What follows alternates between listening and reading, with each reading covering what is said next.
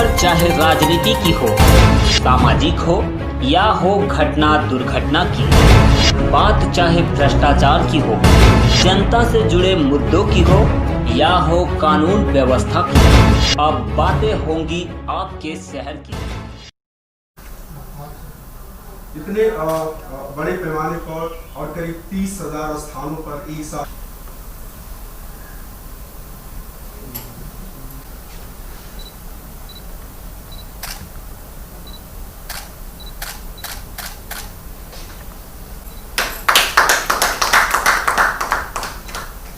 लाख 65,000 बालिकाओं का पंजीयन हो चुका है और छात्रवृत्ति के रूप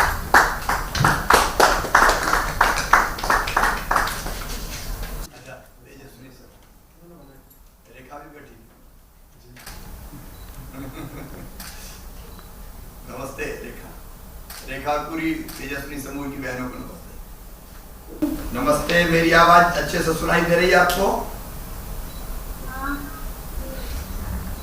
बेटी कितने बच्चे हैं आपके? एक। अच्छा, बेटा है कि बेटी? कितनी उम्र है उसकी? कितनी उम्र है? अच्छा, 1 साल। 1 साल का बेटा है। हाँ। कैसा है बेटा? अच्छा है, कुपोषित तो नहीं है? है सर। अच्छा, उसका कभी वजन किया था क्या? हाँ, वजन किया था 7 किलो, 7.5 किलो वजन है। मतलब जितना औसत वजन होना चाहिए उससे थोड़ा कम है। हाँ। ये क्या जन्म से ही ऐसा है बेटी या बाद में कुपोषित? बाद में हो गया। अच्छा, जन्म के समय ठीक था। हाँ। अब आप क्या कर रहे हैं कुपोषण दूर करने के लिए? खाना पीना अच्छे से खिलाते हैं उसे, ये कर सकते हैं घर पर। घर पे अच्छे से खिलाते हैं? हाँ। और आंगनबाड़ी में भी भेजते हैं क्या? हाँ, आंगनबाड़ी में भेजते हैं। वहाँ कुछ मिलता है बच्चे को खाने के लिए? हाँ, मिलता है, पैकेट मिलते हैं खिचड़ी।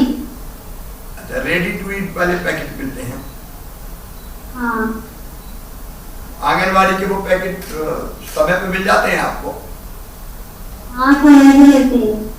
हाँ। मैं पूजा बहन के साथ साथ सभी बहनों को ये कह रहा हूँ जो मेरी आवाज सुन रही है कि बच्चों का टीकाकरण समय पर जरूर करवाएं। हमारी आंगनबाड़ी कार्यकर्ता बहनें और सहायिकाएं और विभाग लगातार इस बात का प्रयास करता है, उस पर हमको देर नहीं करना चाहिए, क्योंकि समय पर अगर हमने टीकाकरण करवा दिया तो कई तरह की बीमारियों से और दिक्कतों से हमारा बेटा या हमारी बेटी बच पाएंगी। इसलिए टीकाकरण जरूर करवाएं, ये मेरा आग्रह है। और पूजा बहन की तरह बाकी माएँ भी अपने बच्चों का ध्यान रखें। सच में जो हमारा तेजस्विनी समूह है वो महिला सशक्तिकरण का प्रतीक है। और रेखा जैसी बहनें और उनके साथ जो मेरी बाकी बहनें बैठी है, उन्होंने ये साबित कर दिया है कि महिला अगर चाहे तो दुनिया में बड़े से बड़ा काम करके दिखा सकती है। मैं तो आपका अभिनंदन करता हूँ। अभी कोदो कुटकी का तो मुझे पता था, प्रोसेसिंग का काम भी करते हैं ना कोदो कुटकी की? जी। मैं तो एक बार होके आया था ना। जी। कैसा चल रहा है अभी अपनी कोदो कुटकी? पैक होके जा रही है? जी, अच्छा चल रहा है। कहाँ कहाँ भेज रहे हैं? अभी तो हम लोग आंगनबाड़ी केंद्रों में कोदो बर्फी नाश्ते में दे रहे हैं, और जैसे मृदमेनी है, पर्यटन है, इस तरह की जगह में हम लोग अभी दे रहे हैं। तो अच्छे से जितना बनाते हैं पूरा कोदो कुटकी चली जाती है? जी। और आपका जो समूह काम कर रहा है उससे आमदनी कितनी हो जाती है? कोदो कुटकी बर्फी बना रहे हैं या प्रोसेसिंग कर रहे हैं तो कितना पैसा बच जाता है? इसमें तो अभी 20 से 25,000 महीने मंथली शुद्ध प्रॉफिट निकल जाती है, पूरे खर्च निकाल के, जैसे 1 यूनिट का। और हमारे ब्लॉक में 5 प्रोसेसिंग यानी कि जिले में 5 प्रोसेसिंग यूनिट है, सबका यानी कि अपना निकाल के जो है शुद्ध इनकम है 20 से 25,000 शुद्ध इनकम। तो पांचों का मिला के 20-25 हजार इनकम, या एक का? अलग अलग है सबका। तो 5 मतलब 1.25 लाख रुपया 5 समूह लगभग हर महीने कमाते हैं। मैं प्रदेश में जो जुड़ी हुई बहनें हैं उन सबको बताना चाहता हूं कि हमारे सामने ये तेजस्विनी समूह बैठा हुआ है और ये प्रोसेसिंग यूनिट चला के छोटी सी, और 25,000 रुपया महीना बचा देता है। हम अगर बाकी जगह भी प्रयास करें, लोकल चीजें जो पैदा होती है, तो हर समूह ऐसा कर सकता है। ये एक प्रोसेसिंग की जो हमने इकाई यूनिट लगाई, उसमें खर्चा कितना आया था? इसमें खर्चा तो पहले 40-50 हजार, यानी कि पूरा लेबर चार्जिंग ऐसा निकाल के आया था। हम छोटे रूप में पहले इसको किए। हाँ, छोटी इकाई लगाई थी, बाद में उसको और बढ़ाया। जी, आपको बहुत बहुत बधाई। आज का दिन बहुत महत्वपूर्ण दिन है। आज विश्वकर्मा जयंती है। भगवान विश्वकर्मा निर्माता के रूप में जाने जाते हैं। भवन निर्माण से लेके मशीनें तक बनाने का काम, कहते हैं भगवान ब्रह्मा जी ने विश्वकर्मा जी पे छोड़ा था। आज मैं भी विश्वकर्मा पूजन करके आया हूं। एक निर्माता भगवान विश्वकर्मा, उनके चरणों में हम प्रणाम करते हैं। और आज एक और विभूति का जन्मदिन है, और वो है हमारे यशस्वी और लाडले प्रधानमंत्री श्रीमान नरेंद्र मोदी जी। आज मध्य प्रदेश की 8 करोड़ जनता की ओर से मैं हमारे यशस्वी प्रधानमंत्री श्रीमान नरेंद्र मोदी जी का, उनके जन्मदिन पर उनका अभिनंदन करता हूं। और आज जो कार्यक्रम हम कर रहे हैं, कल से हमने प्रारंभ किए, वो लोगों के कल्याण के लिए, उनके जन्मदिन के उपलक्ष्य में हमने प्रारंभ किए, और जो लगातार चलेंगे 7 दिन।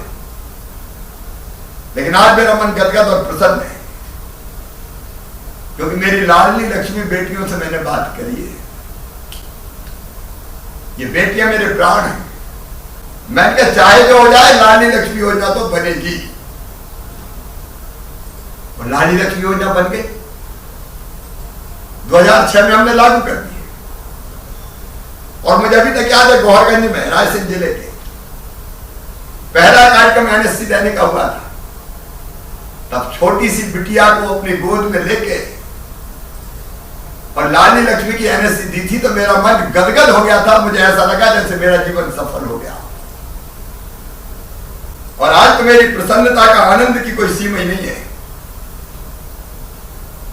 मैंने देखा मेरी बेटी सामने बैठी 9वीं में पढ़ रही है, 9th में पढ़ रही है, और कह रही है कि मैं डॉक्टर बनूंगी। जब ये बिटिया कहती है 9वीं में पढ़ने वाली,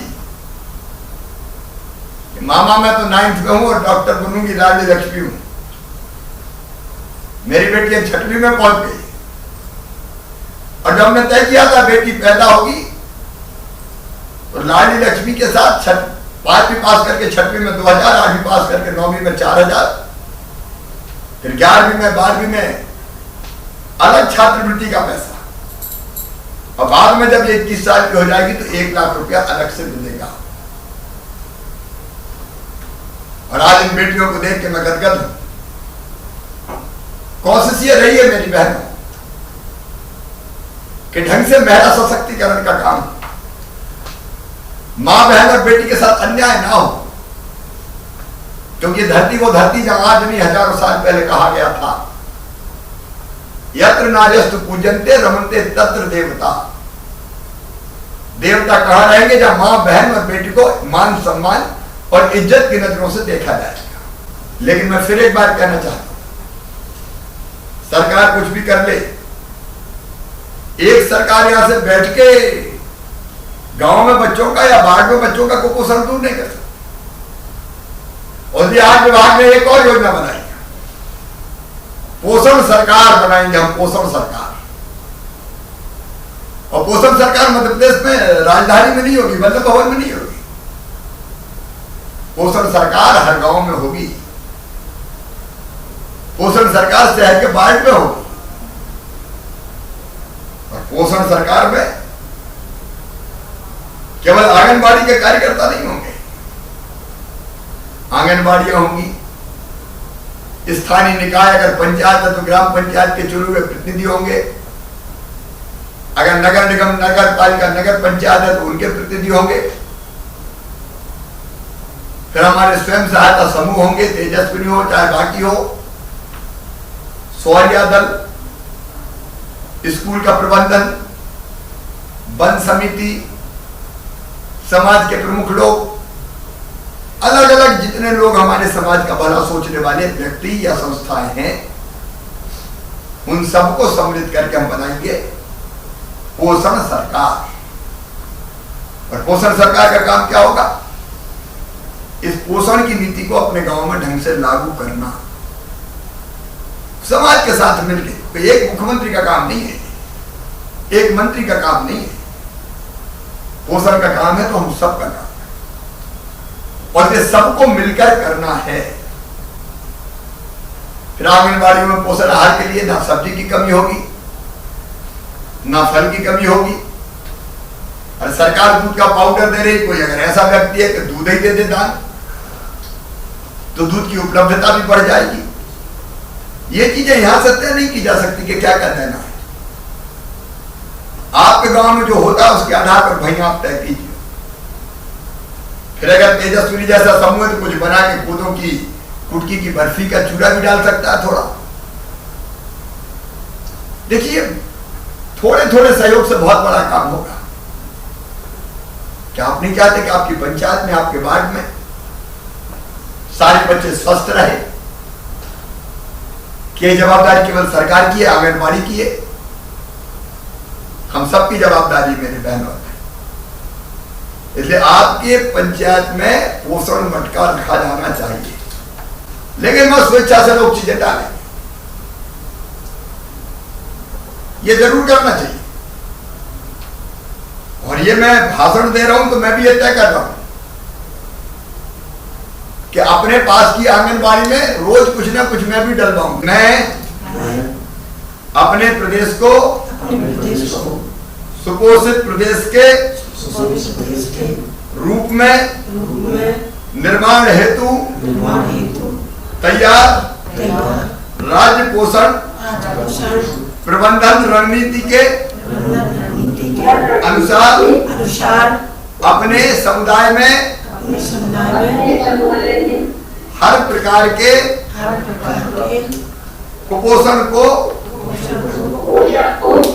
खत्म करने हेतु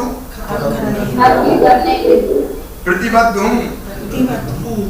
हम सभी प्रदेशवासी संकल्प लेते हैं कि हम समेकित स्वास्थ्य पोषण रणनीति का प्रभावी क्रियान्वयन करेंगे।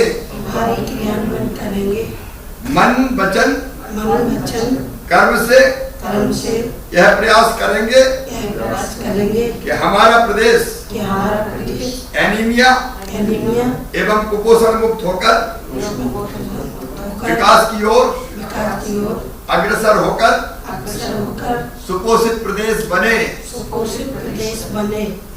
बोलिए भारत माता की। बहुत बहुत धन्यवाद।